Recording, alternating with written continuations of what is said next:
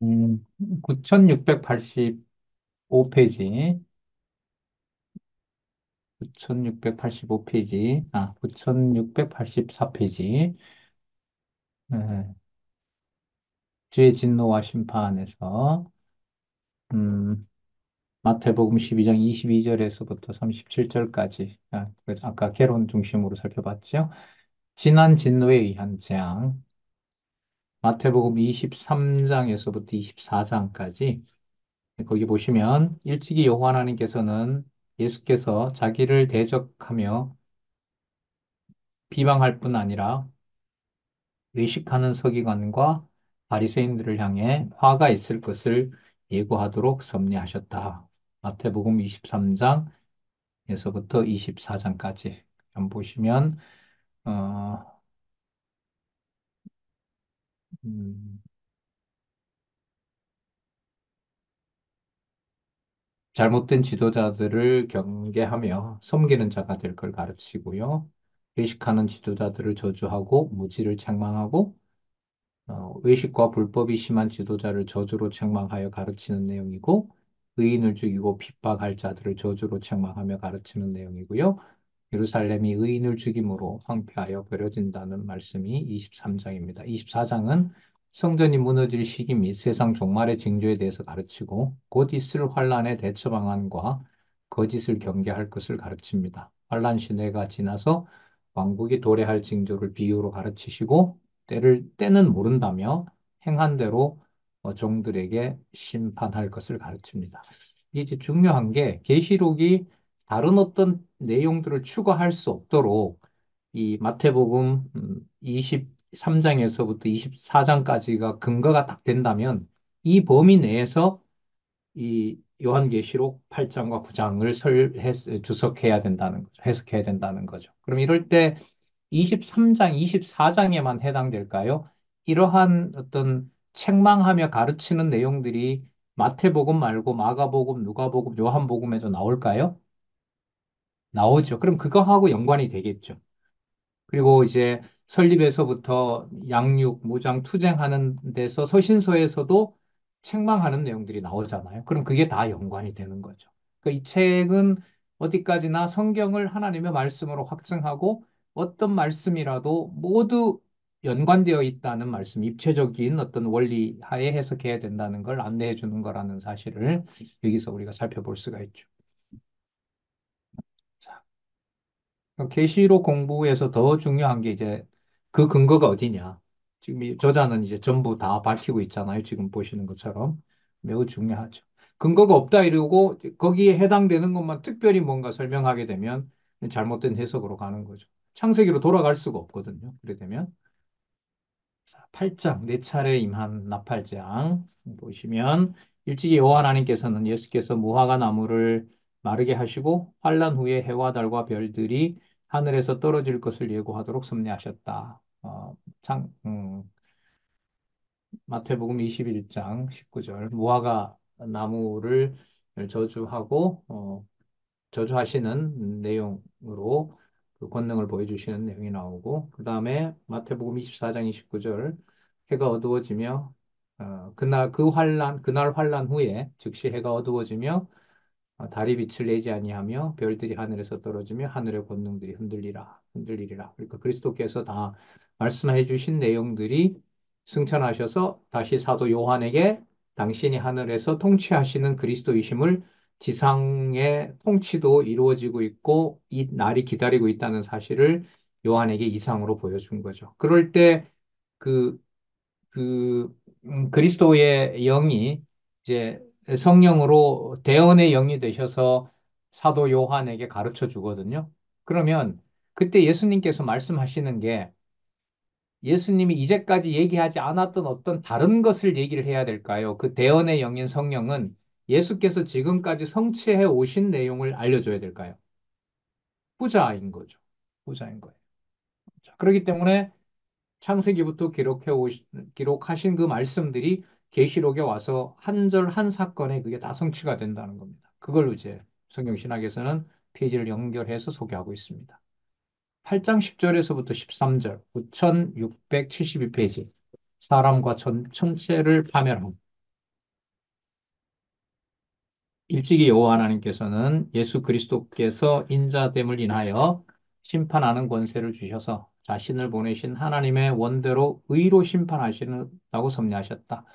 요한복음 25장 27절에서부터 30절 인자됨을 인하여 심판하는 권세를 주셨습니다. 인자되는 권세라는 게 이 창세기 1장 26절에 보면 우리가 우리의 형상을 따라 사람을 만들고 그로 하여금 뭐 하자? 다스리게 하자라고 하셨잖아요. 그러면 이 땅에 인자로 오는 것이 뭐하고 관계가 되냐면 통치하고 직결되는 거예요. 그래서 이제 5장 27절에 보면 인자됨을 인하여 뭐 하는 권세를 주셨다? 예, 심판하는 권세를 주셨다라고 말씀을 하는 거죠. 그 다음에 생명의 부활, 심판의 부활 소개하고요. 30절, 내가 아무것도 스스로 할 수 없노라. 듣는 대로 심판하노니 나는 나의 원대로 하지 않고 나를 보내신 이의 원대로 하려는 거로 내 심판은 의롭다. 의로운 심판에 대해서 약속한 바대로 사람과 천체를 파멸해요. 근데 파멸한 내용에 보면 그 결과들이 예, 그냥 대충 슬퍼요. 무서워요. 이게 무서워요. 무서워요. 여기에 뭐 사랑과 자비의 하나님을 얘기한다는 것은 우리 기준에 그 뭐 진짜 어울리지 않습니다. 그냥 헉 할 뿐이죠. 야, 이런 권능과 권세가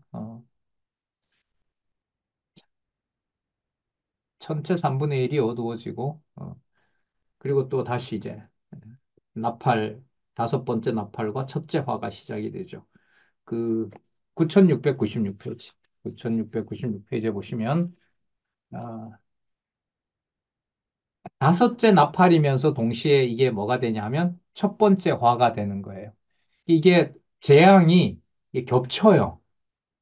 재앙이 겹친다는 말은 어떤 재앙 이외에 또 다른 뭐가 또 다른 재앙이 겹친다는 거죠. 그리고 저게 셋째 화로 가면 셋째 화는 또 뭐하고 관계되죠? 첫 번째 대접하고 또 연관이 돼요. 그러니까 이게 재앙과 재앙이 계속해서 이제 이렇게 연관이 되고 꼬리를 물어요. 이 말은 우리에게 왜 심각하냐 하면 우리 세상 말로 말하면 뭐 다음에 낙이 온다 그러죠. 고생 끝에 낙이 온다는 얘기가 있잖아요. 그런데 이 어, 인과 나팔과 대접의 이 재앙들을 보면 그 6장 얘기도 했지만은 이 순교한 자들도 성도들도 이게 감당하기가 어려운 거예요. 하나님의 이러한 무서운 권능 앞에서. 여러분 출애굽기에 가시면 그 출애굽하기 전에 몇 번을 보여줘요? 마지막 재앙 전에 10번의 재앙을 보여주잖아요. 그럼 10번의 재앙을 보일 때 그 재앙의 연결 고리가 있을 때마다 사람들의 두려움이 얼마나 증가하겠어요? 그죠?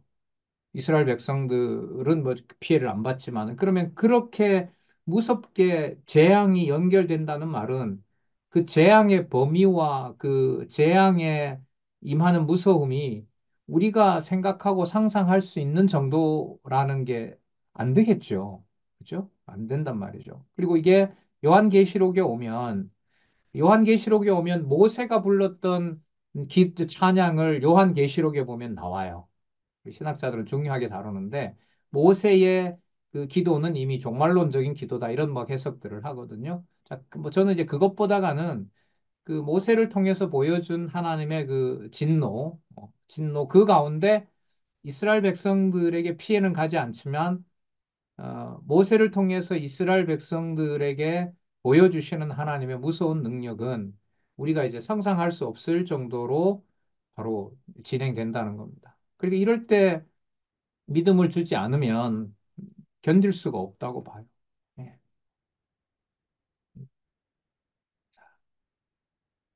다섯째 나팔과 첫째 화, 9696에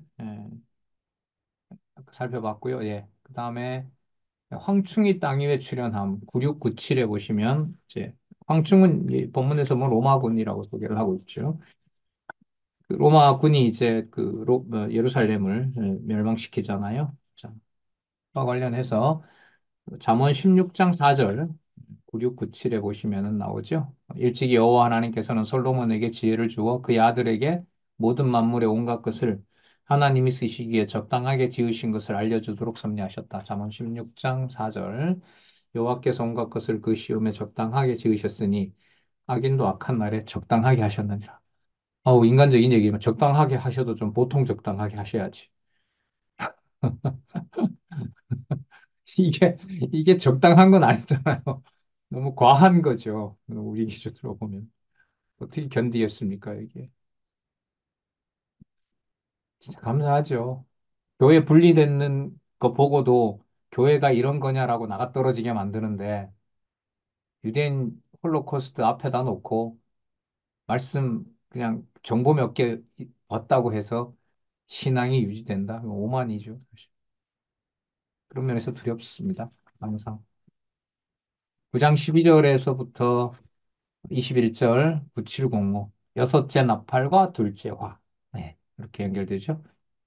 둘째 나팔은 제가 이렇게 AD 70년 이후라고 얘기를 하네요. 둘째 화는 셋째 화와 연관이 된다고 이렇게 돼 있고, 이건 순서대로 쭉 따라가면서 확인하시면 될 것 같아요.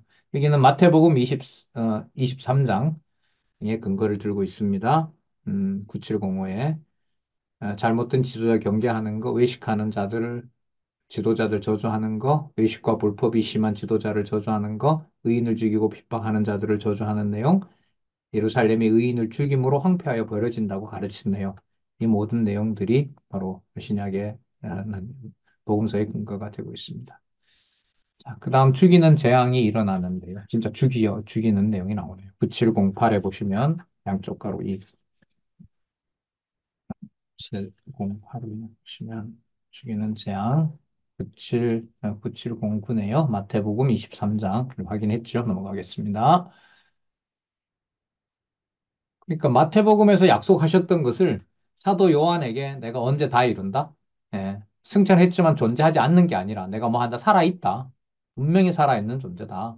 그걸 내가 지금 계시하고 있다. 이걸 보여주시는 거죠. 남은 진노에 대한 대비 10장에서부터 11장 9713 보겠습니다.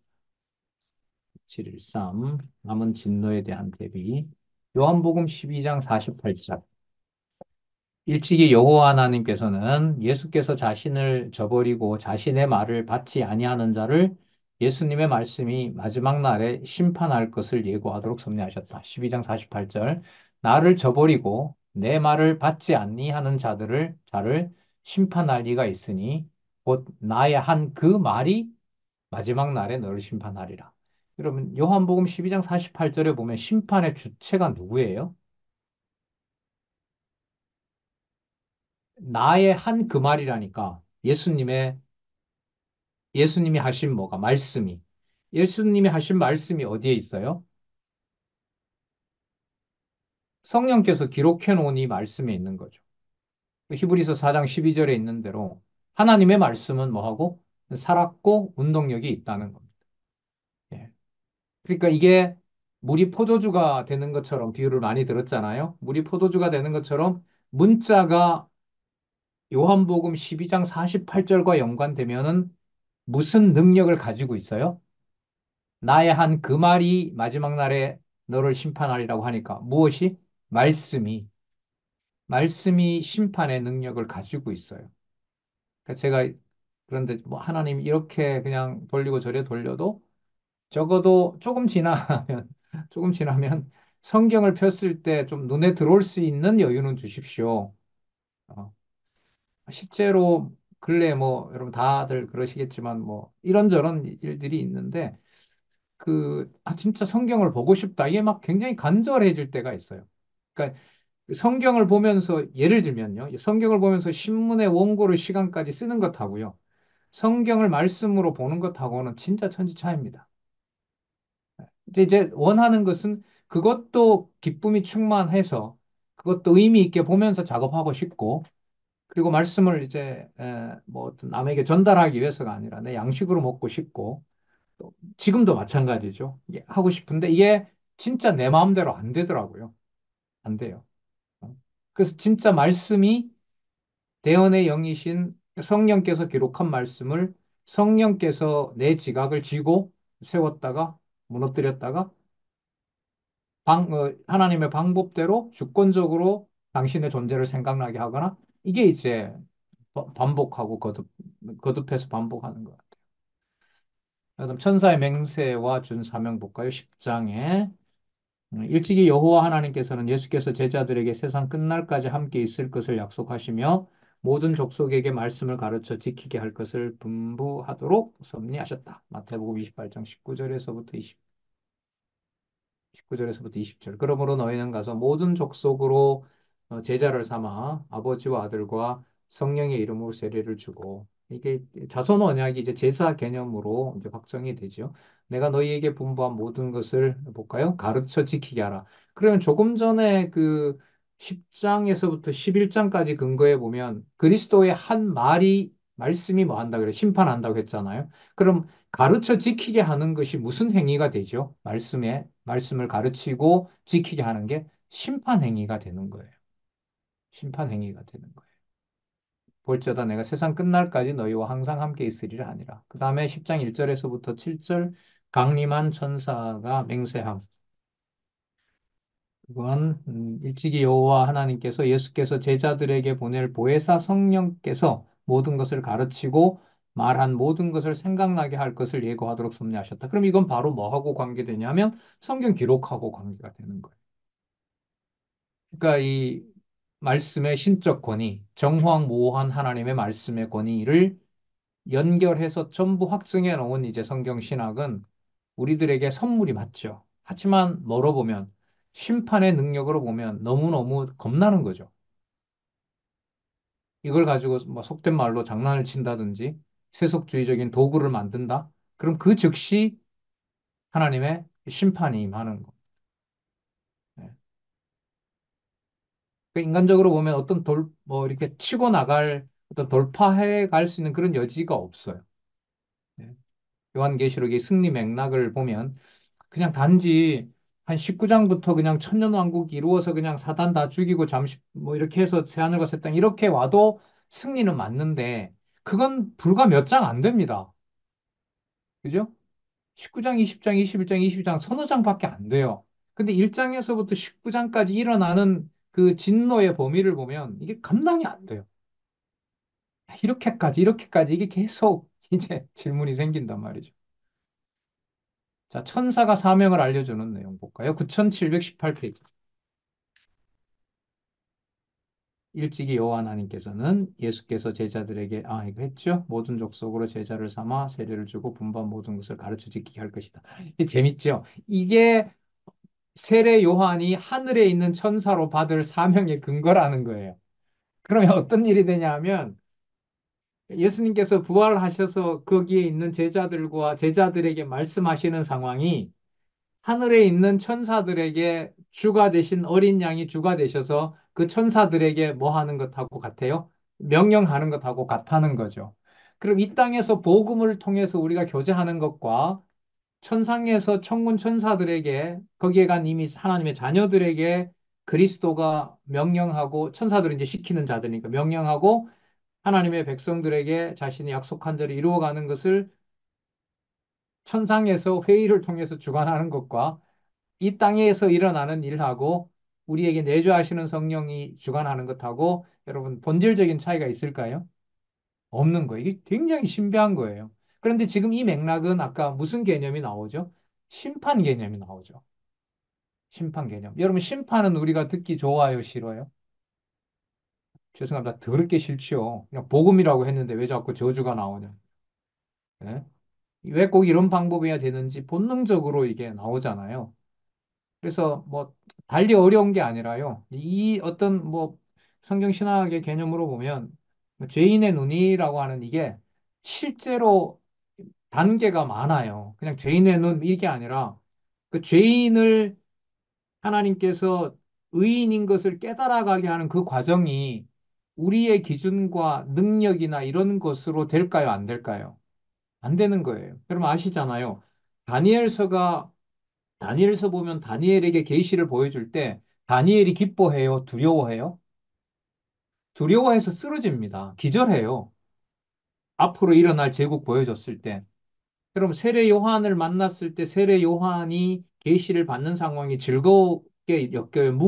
무섭고 답답하게 느껴지게 만들어요. 답답하게 만들죠. 막 엉엉 울잖아요. 세례 요한이 울어요. 그 인을 안 떼주면 지금 지상에서 핍박받고 있는 교회를 설명할 방법이 없어요. 그런데 키는 바로 저 인을 떼야 그 안에 있는 말씀을 봐야 알 수 있거든요. 근데 정작 천사가 보여줘요. 뒤에 가면 보여주는데 그걸 보고 세례 요한이 아니 사도 요한이 어떻게 하냐면 쓰러져요. 그러니까 뭘 받을 능력이 안 돼요. 계시를 받을 능력이 안 돼요. 왜? 그 내용이 어떻게 해서 너무 무서워서 무서워서. 그러니까 우리가 뭐 계시 받는다, 뭐 계시를 이해한다는 건데 이게 그런 쉬운 개념이 아니에요.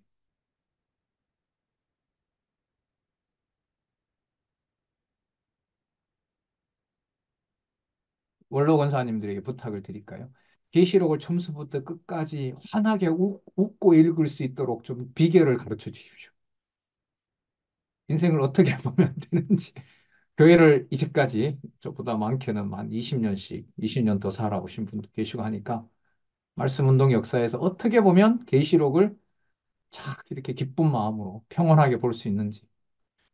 자, 11장 증인의 죽음과 그 결과. 아, 봐요. 증인이 죽어버려요. 어우, 진짜 슬프잖아요. 두렵고. 살려두시지. 야, 9722페이지. 일찍이 여호와 하나님께서는 예수께서 제자들에게 자신의 증인이 될 것을 예고하시고 무리로 그리스도의 왕권을 찬양할 수 있게 입성하도록 섭리하셨다. 여러분 사도행전 마태복음 이거 여러분 시간적으로 순서에 맞아요, 안 맞아요? 맞지 않죠? 이건 무슨 중심일까요? 그러면 의미 중심, 의미와 논리 중심. 사도행전 1장 8절과 마태복음 21장 6절에서부터 9절. 그러면 의미 분석 성경 개론의 논리적 연결은 무시하는 걸까요? 아니죠? 바탕을 깔고,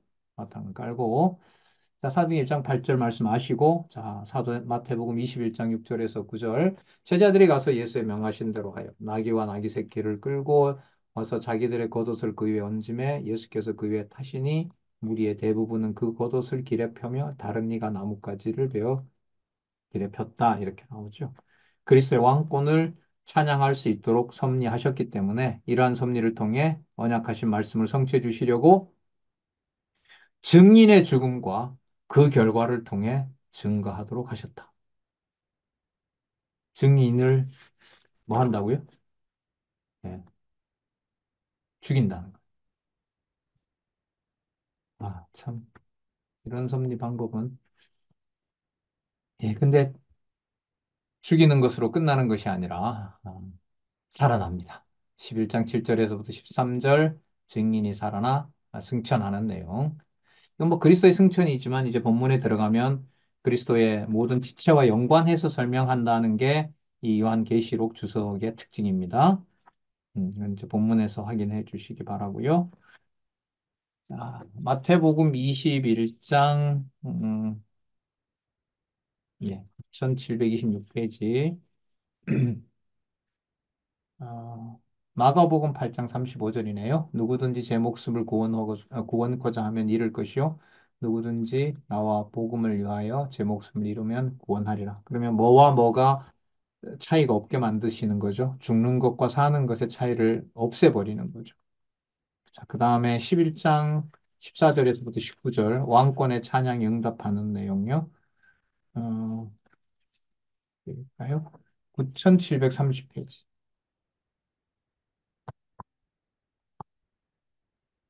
자, 보시면 우리의 대부분은 그 겉옷을 길에 펴며 다른 이는 나무 가지를 베어 길에 펴고 앞서서 가고 뒤에서 따르는 무리가 소리질러 가로되 잘 아시죠? 호산나 다윗의 자손이여 찬송하리로다. 여기 여호와의 이름이 있잖아요. 여호와의 이름으로 오시는 이여. 여호와의 이름으로 오시는 이여. 가장 높은 곳에서 이게 곳이기도 하고 인칭으로 해석도 된다 그랬죠. 가장 높은 분이시여 이렇게 가장 높은 분이시여 그다음에 호산나 하더라. 호산나는 어서 오셔서 우리 구원해 주십시오. 이게 바로 호산나거든요. 왕권에 대한 찬양의 응답이 바로 요한계시록 11장 14절에서부터 19절까지. 자, 그다음에 하늘 및 땅에서 이죠. 그러니까 하늘과 땅을 그리스도가 통일시키는 건데 하늘에 숨겨놨던 하나님의 그 대적들을 이 땅으로 다 내보내서 영원한 그 천국을 어지럽히던 그것들 전부 다 쓰레기들을 땅에 보내고 거기에서 전부 뭐 해버리세요? 심판하시는 일을 준비한다라고 보시면 돼요. 자, 창세기 12장에서부터 13장까지 9734페이지 하늘 및 땅에서의 이적 이 세 번째 단락 일찍이 여호와 하나님께서는 여자의 후손이 뱀의 머리를 상하게 할 것과 또 거짓 그리스도와 거짓 선지자의 표적과 기사를 보며 미혹하게 할 것을 예고하도록 섭리하셨다. 와, 연결을 그냥 창세기와 마태복음 연관. 이게 본문에 나오는 거니까요. 이 본문을 근거로 창세기 3장 15절에 여자의 후손이 내 머리를 상하게 한다는 말씀이 있었죠. 그거 하고 거짓 지도자들이 등장한다는 말씀, 마태복음 24장 24절, 거짓 그리스도들과 거짓 선지자들이 일어나 큰 표적과 기사를 보이어 할 수만 있으면 택한 자들을 미혹하게 한다는 말씀입니다. 그러니까 그 하늘에 있던 그 짐승 권세들을 땅에다가 던져버리면 땅에서 조용하게 그냥 꼼짝 못하고 있는 게 아니라 누가 미혹을 당하게 되냐면 택한 백성들, 엄밀하게 말하면 택한 백성은 아니겠죠. 미혹해서 넘어질 자를 위해서도 누구를 보내는 걸까요? 미혹하는 영을 보내는 거죠. 그리고 거기에 승리할 하나님의 자녀가 있는 겁니다. 자, 하늘에서 나타난 이적, 창세기 3장 15절, 아, 음, 옛 뱀의 후손과 여자의 후손이 원수 사이가 되고 여자의 후손이 뱀의 머리를 상하게 한다고 하는 창세기 3장 15절 말씀을 12장 1절에서부터 12절의 근거로 들고 있습니다. 다음에 해산한 아들을 올라감. 여러분 이 설명은 잠시 제가 드릴게요. 여기 해산한 아들이 올라가는 게 여러분 그리스도가 승천한 것을 얘기를 할까요? 아니면 더 포괄적일까요? 더 포괄적이에요. 그래서 여기 보면 그리스도 개인 사건이 아니라 교회 설립부터 투쟁까지의 모든 관점을 다 연관시켜요. 그래서 이 요한계시록의 이 박영기 목사님 해석의 이 탁월함이 제가 보면 어디에 있냐면 아들 이랬을 때 그걸 예수 그리스도에게만 맞추질 않아요. 이게 제가 볼 때 성경 이 요한계시록 해석에 있어서 이 전체 성경을 들이게 하는 이 전체 성경을 모아서 주석해가는 굉장히 큰 힘입니다. 물론 거기에는 얼마든지 예수 그리스도를 설명할 수가 있어요. 그러나 이 주석에 가면 그리스도 개인 사건이 아닌 교회 설립에서부터 투쟁까지. 그러면 교회 설립했을 때 머리가 누가 되시죠? 예수 그리스도가 되시죠. 그러면 양육하고 무장할 때도 그리스도가 되시죠. 승리할 때도 그리스도가 되죠. 그러면 교회 설립에서부터 투쟁까지 과정에 해산한 아들을 소개한다는 말은 그리스도뿐만 아니라 뭐까지 다 포함해요? 지체들까지. 교회 전체를 포괄하는 거예요. 그 제가 이 해석에서 너무 좋은 거예요. 야, 그렇지. 여러분, 에덴 동산에서 아담을 창조했어요? 하와를 창조했어요? 라고 물으면 제 질문이 돼요? 안 돼요? 안 되는 것하고 똑같다고 보시면 돼요. 자, 이건 이제 본문에 가셔서 여러분 꼼꼼하게 읽으시면 되고요. 세 번째 단락을 통해서 우리 읽어 나가는 방법을 얘기를 하니까. 자, 그 다음에 용이 하늘에서 쫓겨남 12장 7절에서부터 12절.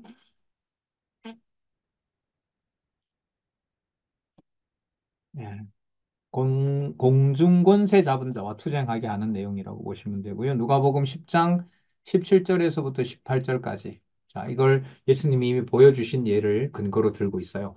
70인이 기뻐 돌아와. 예수님이 70명 뽑잖아요. 12명뿐만 아니라 70인을 뽑아서 보냈는데 기뻐 돌아와 가로되 주여 주의 이름 이게 아마 주의 이름이겠네요. 여기는 주의 이름으로 잠깐만요. 누가복음 10장 17절이죠.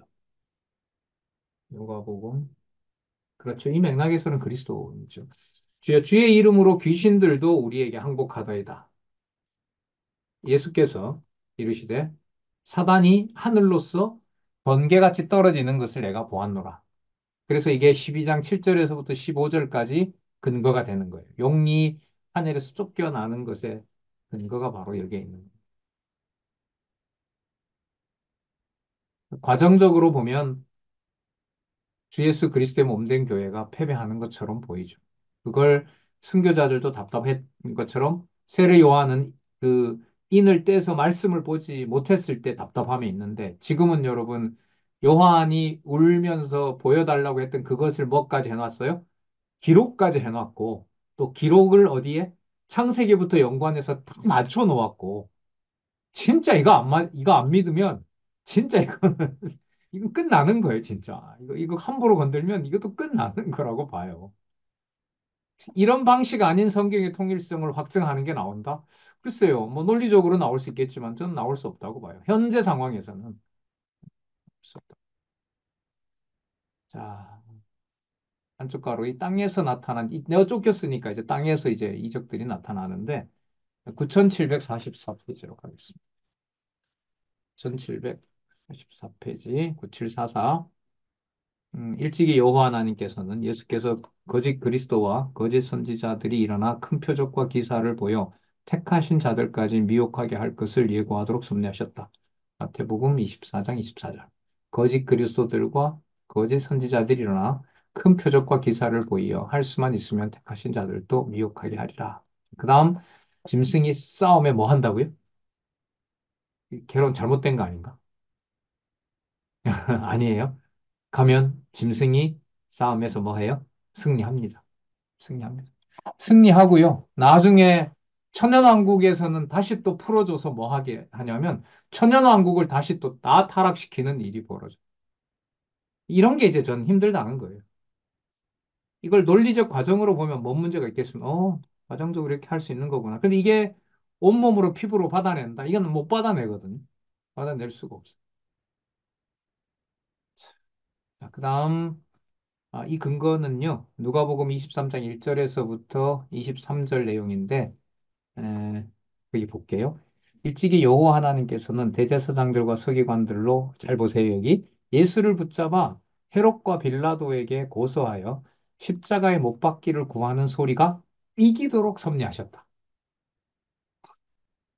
대박. 그럼 이 표현으로 보면 누구를 이긴 거냐면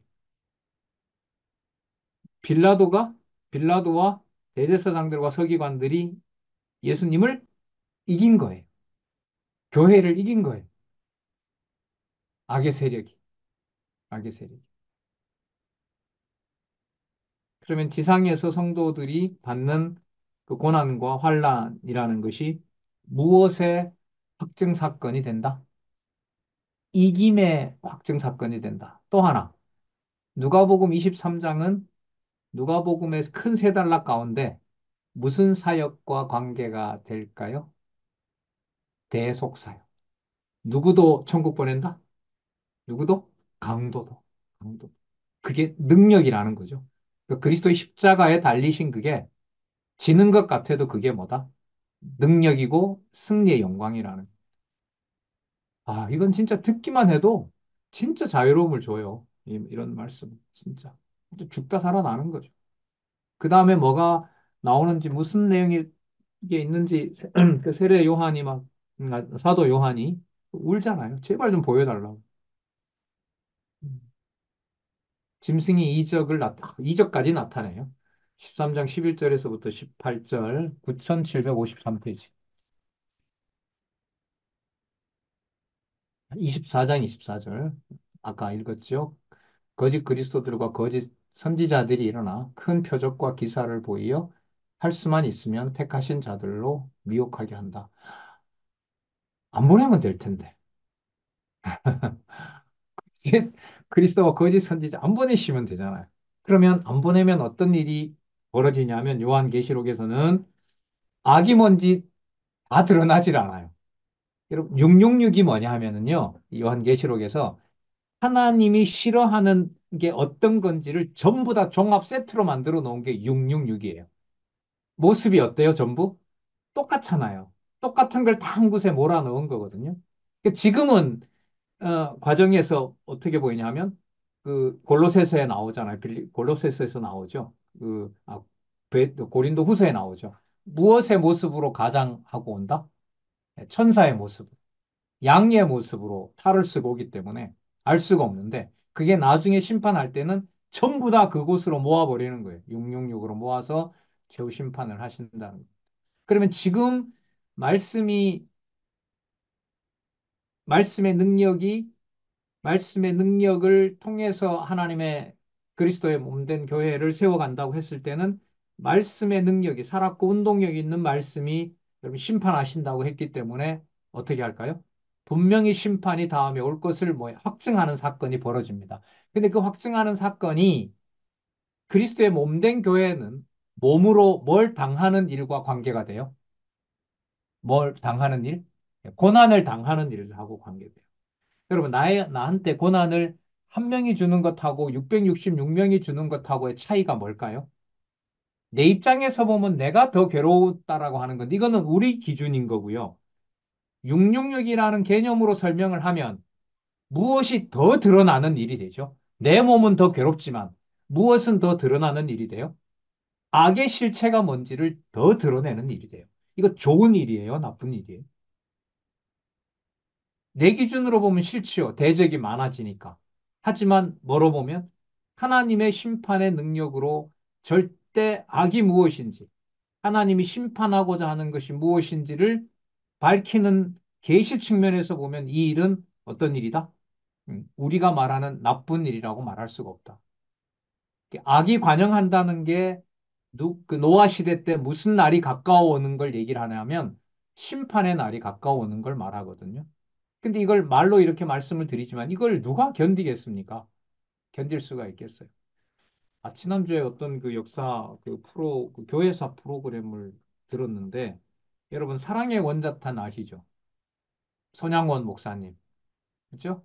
손양원 목사님 그 사랑의 원자탄 왜 자기 아들 그 죽인 그 공산당의 그 사회주의 걔네들을 이렇게 목회자로 키우는 거잖아요. 근데 그게 그렇지 않다라는 주장이 나오는 거예요. 뭐 미화했다 뭐 이런 기록이 나와서 잠시 봤는데 뭐가 진실인지는 알 수가 없습니다만은 그러니까 선과 악의 이 혼돈 상황을 말씀에 살았고 있는 운동력으로 이 믿음을 주지 않으면 여기서 이제 견뎌낼 수는 없어요.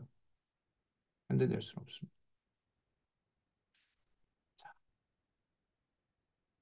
13장 11절에서부터 18절 짐승이 이적을 나타내는데 이것은 그리스도가 뭐하신 대로 된 것이다.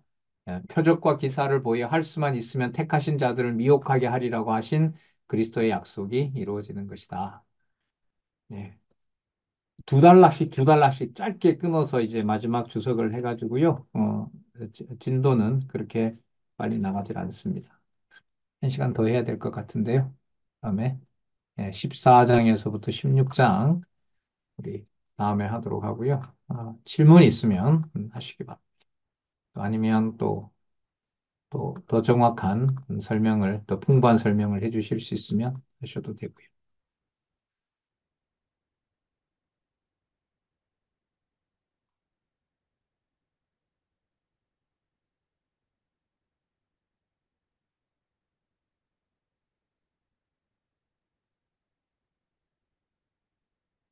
다음 수업은 우리 성도님들 4월 8일입니다. 물론 공지하겠습니다만 4월 1일이 아닙니다.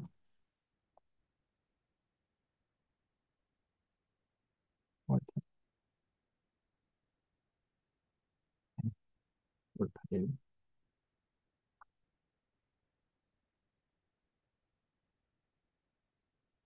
네,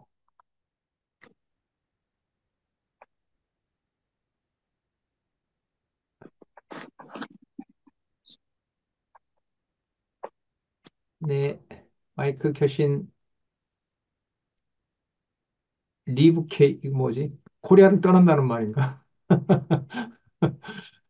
코리아를 남긴다는 말인가요? 예, 질문 있으시면 하셔도 됩니다.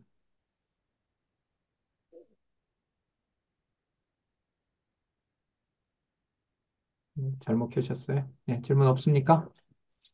네, 그러면 마치겠습니다. 네, 잠시 기도하겠습니다. 하나님 아버지 감사합니다. 귀한 시간 말씀을 다시 한번 또 저희들에게 깨닫게 해주셔서 말씀 속으로 들어갈 수 있는 간절함을 주신 것 다시 감사드립니다.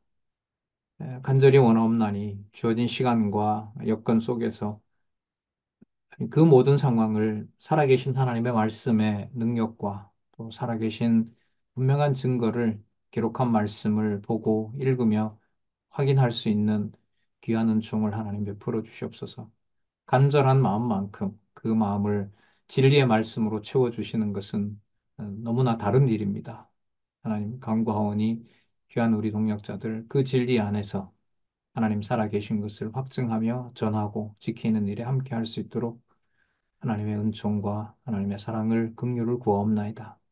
편안한 마음 될 수 있도록 하나님 보호해 주시기를 원하오며 예수님의 이름으로 기도드렸습니다. 아멘. 감사합니다. 수고하셨습니다.